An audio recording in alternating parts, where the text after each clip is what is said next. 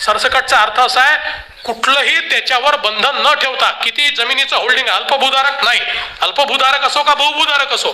कारण मागच्या कर्जमाफीत अल्पभूधारक म्हटल्यानंतर जो मराठवाड्यातला आणि विदर्भातला गरीब शेतकरी होता की ज्याच्याकडे जमीन जास्त होती पण तो कर्जबाजारी होता, कारण त्या ठिकाणी इरिगेशन नाहीये, त्यामुळे 5 एकर 10 एकर शेती जरी असली तरी देखील त्याला त्या प्रमाणात काही पैसा मिळत नाही.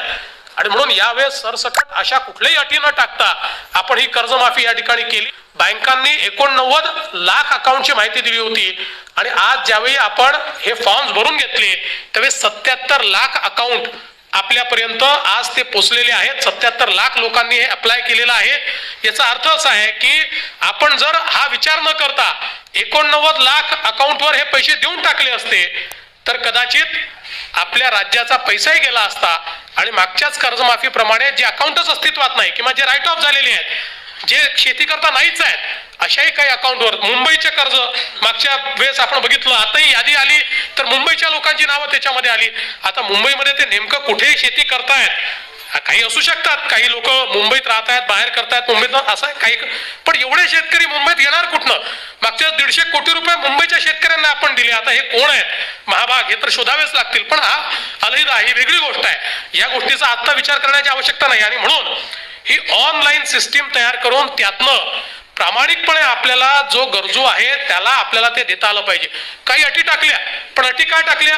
अटी एवढ्याच टाकल्या की जो सरकारी कर्मचारी आहे, क्लास 4चा नाही, त्याच्यावरचे, म्हणजे ज्याचं आपण जर बघितलं तर आमच्या शेतकऱ्याचं मंथली इन्कम किती आहे? काहीच नाही आहे. त्याला बिचाराला वर्षातनं एकदा किंवा दोनदा पैसे मिळतात. पण सरकारी कर्मचाऱ्यांना मिनिमम पगार आज जर आपण क्लास 3चा विचार केला 30,000 रुपयाच्या वर महिन्याचा पगार आहे. त्यामुळे अशा लोकांना लाख रुपयाची कर्जमाफी ही किंवा 1.5 लाख रुपयाची कर्जमाफी ही देण्याची आवश्यकता नाही आहे. त्याचं ते अल्टरनेट इन्कम आहे. आणि बाकी सगळ्यांना सरसकट. सरसकटचा अर्थ काय?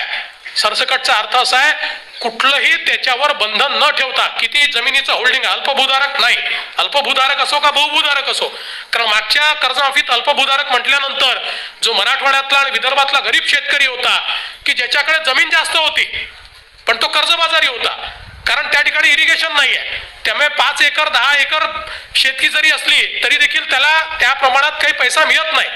आणि म्हणून यावेळेस सरसकट अशा कुठल्याही अटी न टाकता आपण ही कर्जमाफी या ठिकाणी केली आणि आज त्याची सुरुवात ही आपण निश्चितपणे करतो. मला सांगितलं पाहिजे, खरं म्हणजे आज 10 लाख लोकांचा आपण आकडा ठरवला होता, पण काही कारणाने आम्हाला डेटा क्लिनिंग मध्ये 8.5 लाख लोकांचा आज डेटा आम्हाला तो क्लीन करता आला आणि त्याला आम्हाला ग्रीन लिस्ट मध्ये टाकता आला. पण आज ही सुरुवात केली आहे. रोज या लिस्ट आता आम्ही तयार करू आणि रोज बँकांना त्या लिस्ट आम्ही पाठवू.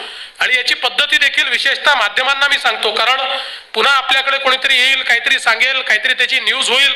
आणि म्हणून पुन्हा बँकांना सांगतो, आपल्या माध्यमांच्या माध्यमातून सगळ्यांना सांगतो, याची पद्धती अशी आहे. आता ही जी लिस्ट आम्ही तयार केली आहे, ही लिस्ट त्या बँकांना आम्ही पाठवू. आम्ही एक मोठं खातं उघडलेलं आहे, एक सिंगल खातं, ज्या खात्यामध्ये हे पैसे आम्ही ट्रान्सफर करतो आहोत. प्रत्येक बँकेमध्ये एक खातं आहे, त्या खात्यामध्ये या मेन खात्यातनं पैसे ट्रान्सफर होत आहेत. आणि बँकांना आम्ही ऑथरायझेशन देतोय की ही जी लिस्ट आम्ही तुम्हाला दिलेली आहे, या लिस्ट प्रमाणे त्या खात्यात तेवढे पैसे तुम्हाला जमा करता येतील. म्हणजे हे जे खातं त्यांच्याकडे आम्ही उघडलेलं आहे त्यात कन्सॉलिडेट पैसा आमचा जाईल आणि मग त्या लिस्टच्या आधारावर त्यांना ते पैसे त्या खात्यामध्ये जमा करावे लागतील. ही पद्धत आम्ही ठेवलेली आहे. त्यामुळे याच्यामध्ये पूर्णपणे पारदर्शी पद्धतीनं हा सगळा व्यवहार आम्ही करतो.